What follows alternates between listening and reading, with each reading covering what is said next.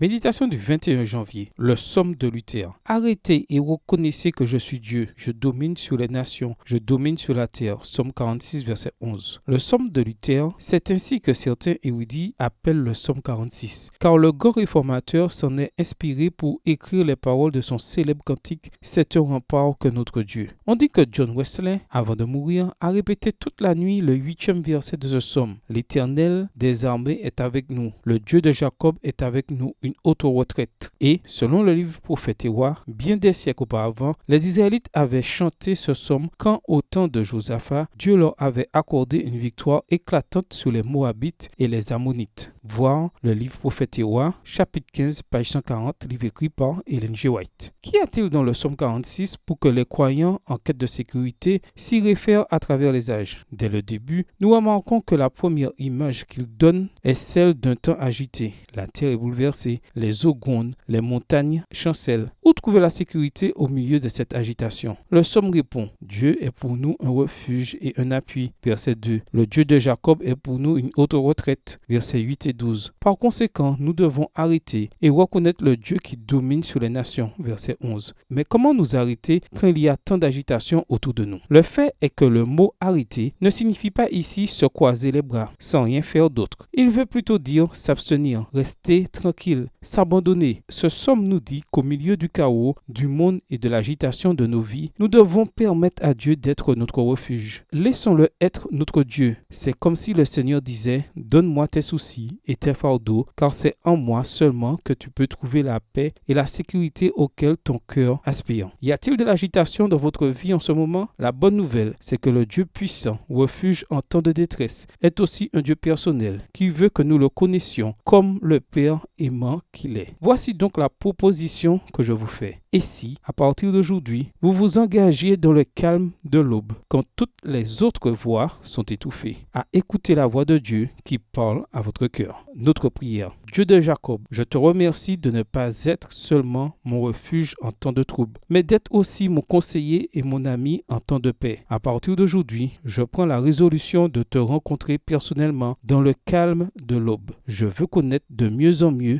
le Dieu qui domine sur les nations. Bonne journée à vous et que le Seigneur vous bénisse.